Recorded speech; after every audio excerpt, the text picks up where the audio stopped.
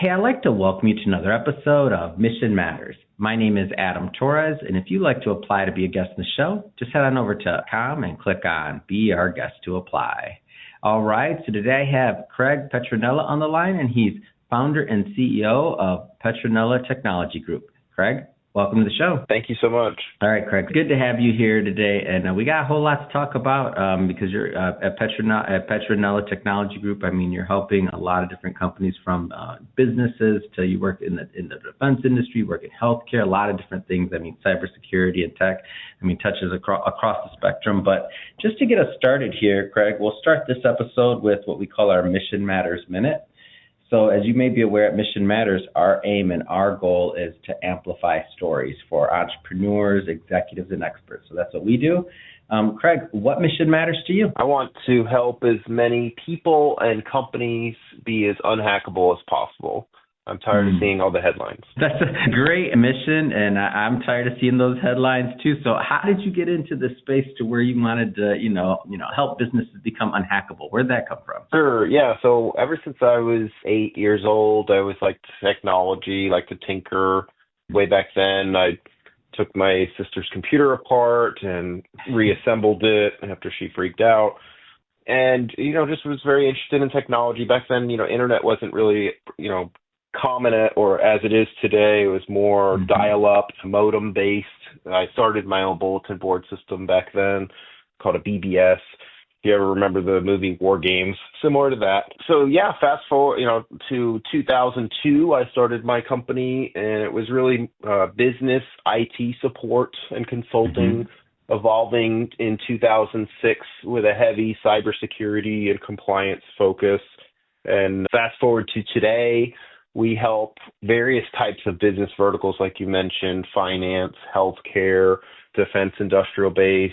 We have the latest certifications like the Cybersecurity Maturity Model Certification, or CMMC for short. And yeah, so, in doing security risk assessments for these organizations and learning their gaps and vulnerabilities and helping them bolster their security and do training that's customized and drills, simulations, kind of like the military. You got to practice and get better, right? So it's a lot of that type of work. And just, taking a fiduciary stance in regards to security controls and how they can bolster their security to be as unhackable as possible. And then at the tail end of that, we test their security with what's called a penetration test, where we'll have a certified ethical hacker, basically look at their company from the lens of a hacker and do some reconnaissance and figuring out, hey, can they get a foothold in what they have tricking across their people, process, and technology. That's amazing. And I want to go back to those early days just a little bit longer here. And the reason why I want to do this is because at Mission Matters, one of the things that we're always preaching and talking about is like finding your mission, right? Like there can be pivots, there can be different things that you want to do, there can be interests, but like what's your mission? Like getting to the core of that. How did you know? Like, was it a gradual progression from those early years, or was it like you just knew, like you were going to be in this industry? Like, how did you know you were on the right path? They always say that, to your point, you should really do what you love, right? And it shouldn't feel like work or feel like a job, right? So I always knew that I wanted to do something in IT or cyber, and I always had, the dream to own my own business. But like many other people, I got my first jobs, or even back then before, that 14 or 16 years old, worked for a technology company even way back then, and then, tried to make ends meet and worked for different types of companies, and then went back to what's called a systems integration company, and then did that for a few years and was just frustrated because I got all the certifications and everything that they wanted me to do, but then they didn't raise my pay. And I was like, thinking to myself, I could just do this on my own and do this better. So this was, my time basically. So I just took the leap and, here we are. Yeah. What was it like when you first took that leap, man? Because I've heard a lot of different variations. For me, man, I was scared. I was like, what's going on? Like I came from corporate when I went in transition. Like, what was it like for you? I think that the one word would be scared, I think that was me. I'm not projecting that on you. I was frightened. That was all me. Go ahead. Yeah, I mean, back then it was, especially, I mean, you're talking 2002, so right after 9/11, right? Oh, So wow. Right after the tech wreck, uncertainty. too, that whole time, right? Yeah, 2002, that's about exactly. right. Hmm. Yep. After the dot-com bust and everything.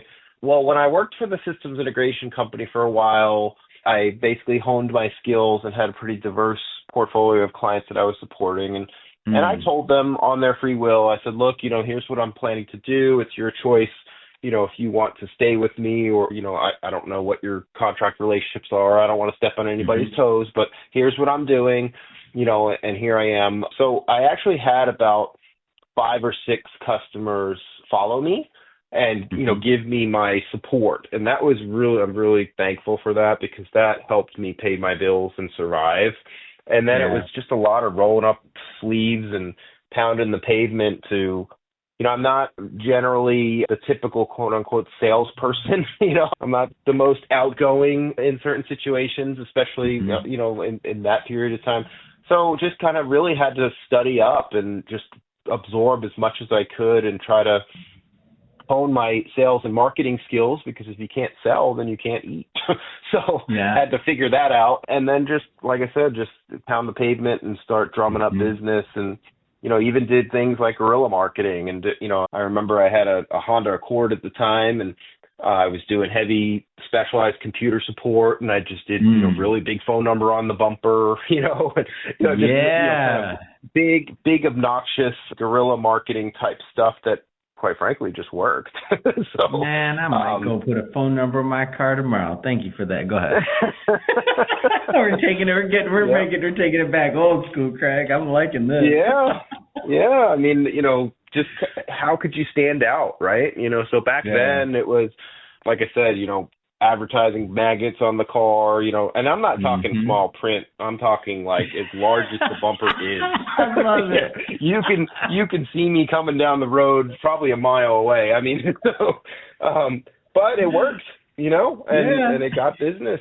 So I mean, there's so many people that are so talented out there that Mm. are either in a job that they're frustrated and they're underpaid, or they don't Hmm. know how to get out of the hamster wheel, and it's sad, but like I said, I mean, if you could be really good at what you do and your craft, but if you Hmm. can't sell it, then you can't Yeah. survive on your own anyway. So Yeah. and now And more what than ever, I think it's more challenging. And what's interesting to me though is that I feel like when you're in the right flow or when you're doing what you're supposed to be doing, like people can tell. Like people could tell from the early days, and I'm sure people can tell even now, like where your heart is with helping companies with their tech. And in this particular case, as it's evolved into helping them with their cybersecurity, helping them stay compliant. Like I feel like people can tell. I think you're right. I think they can, especially in what we do and how complicated it is. Hmm. And, we've been told that we do a really good job of distilling it down and making it more digestible for them to understand. And we don't expect our clients to be experts, of course, but even distilling it down is still complicated. I mean, cybersecurity nowadays and compliance nowadays is just volumes and volumes of in such a Hmm. huge, broad field. When people come to me and they say, how do I get a job in cybersecurity? I'm like you. I go back to them and I say, well, what makes you happy? Why do you want a Hmm. job in cyber? And what specifically do you see yourself doing and enjoying? Because what I don't recommend is I don't recommend people just go to college or go get these expensive certifications and things like that and don't do that exercise first, because then you're just going to spend tons of money. You're going to get into a lot of debt, and then you're probably still not going to get a job because it's not going to be specialized enough. And one of the things that I found interesting as I was kind of digging a bit on your background and also your platform is you've also taken the next step. When I talk about people can tell, I see that you've got a number of books out there on cybersecurity and compliance, and you've done even like that extra homework. You're not just you've done extra to provide other types of materials and education and things for not only your immediate clients, but for anybody that wants that type of education. So can you speak on that a little bit, and also why you chose to get into like putting out books? Sure, great question. So back in, it was either 15 or 16 when I came up with my first book, and the first book was How HIPAA Can Crush Your Medical Practice. And I Hmm. wrote that book because HIPAA is the regulation for medical and that Hmm. vertical. And you've probably gone to the doctor's office and filled out a bunch of forms, and Hmm. that's typically HIPAA. So medical practices are called covered entities, and then you've got maybe IT companies that work with a medical practice, and they are called a business associate. So those two arms are subject to HIPAA compliance, and there's a set of rules and regulations that you have to follow. And it could be anything just from a chiropractor all the way up to a hospital, or even an insurance broker. They're all subject to HIPAA. So I wanted to demystify HIPAA as best I could, and because HIPAA is very complicated, and that's why I wrote the book, to try to help the little guy figure it out and give them options on how to become compliant and get more secure. So that was the reason for the book, to kind of get the word out. And, the latest edition that I re-released, I'm on the third edition of that book, gave some more insight and depth around a framework that the National Institute of Standards and Technology, called NIST, NIST for short. They came out with a framework called 866. So I updated the latest version of the book to contain NIST 866. And basically what that means is the National Institute of Standards and Technology came out with guidelines on security controls, policies, procedures, and what medical practices should be doing, some recommendations, and basically like a handbook, like a 500-plus page handbook, and distilled that down for people to read. Amazing. And so as you've gotten further, you obviously have your books out there. You've built a brand around this. What type of companies do you find that you work with that are kind of the right fit? And like whether it's size, revenue, like who does it make sense for to work with you? Yeah, great question. So you mentioned before, people can tell when you're passionate, right? People can tell. We could tell when a company really wants to do the work and take the advice and really truly make themselves as unhackable as possible, versus the company that is getting pressure from somewhere, whether it's internally at their C-levels or externally from an insurance company or a bigger company they want to do business with that's more mature than them, that's looking for something like a SOC 2 Type 2 or some type of evidence that, hey, they're doing what they should be doing in regards to a certain regulation.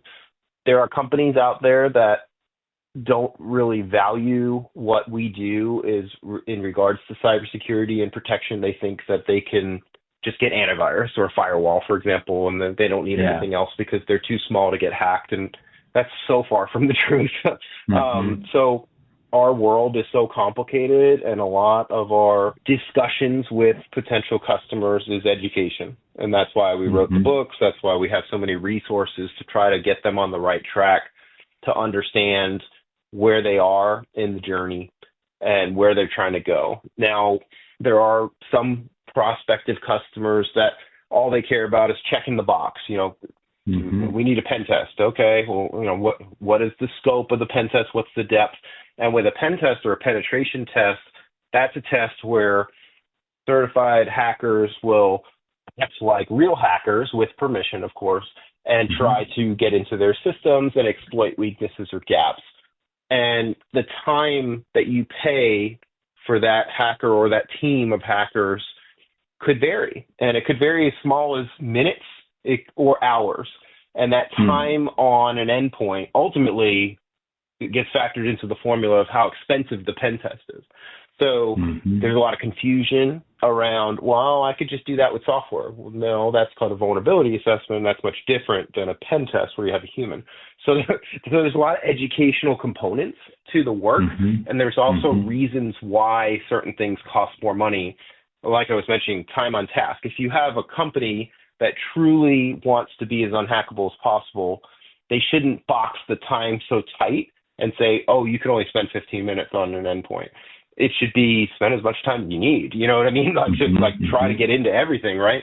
So there's a lot of education that has to happen to find what's right for their risk tolerance and their type of company. Makes a lot of sense. And what about industries? So I know we talked a little bit about, either healthcare or finance or things like that. Like, talk to me a little bit about the industries you're working with. Yeah, so we like to focus on industries that are subject to some type of compliance mandate, like HIPAA for healthcare or defense industrial base.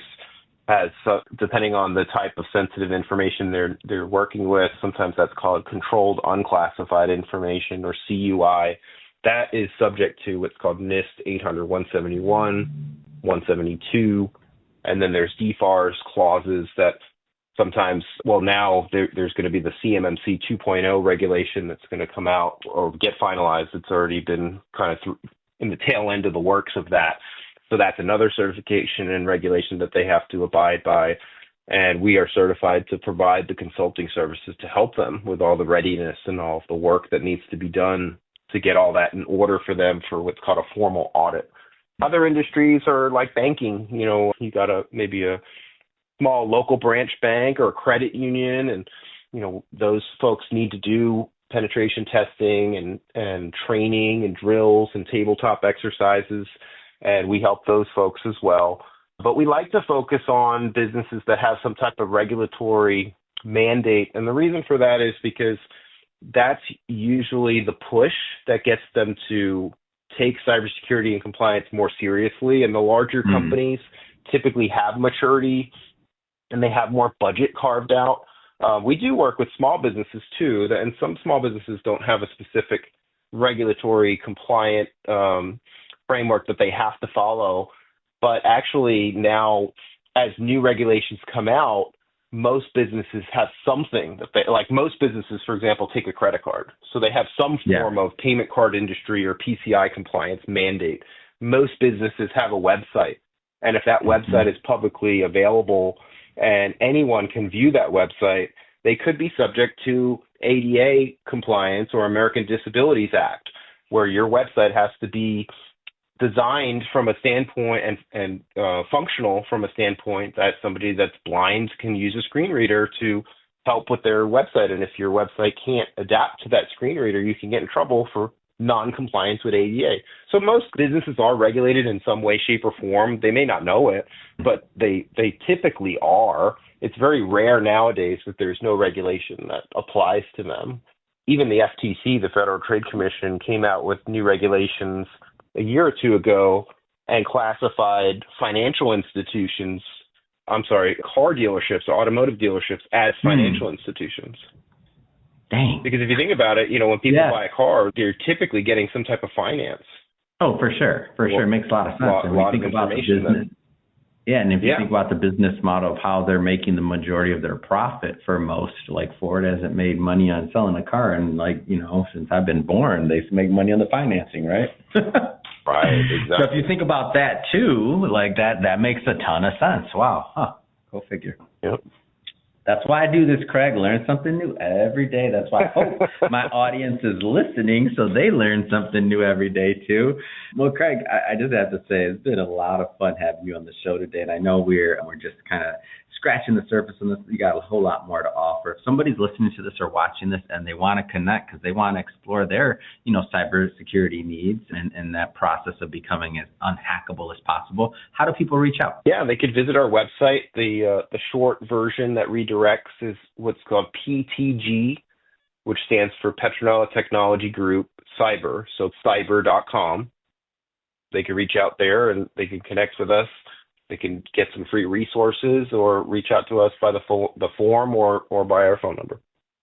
Amazing. And for everybody listening, just so you know, we'll put the links in the show notes so you can just click on them and head right on over. And speaking of the audience, if this is your first time tuning into Mission Matters and you haven't done it yet, hit that subscribe or follow button. This is a daily show. Each and every day we're bringing you new content, new ideas, and hopefully new inspiration to help you along the way in your journey. So again, hit that subscribe or follow button. And Craig, again, thank you for coming on. Thank you so much for having me. I really appreciate it.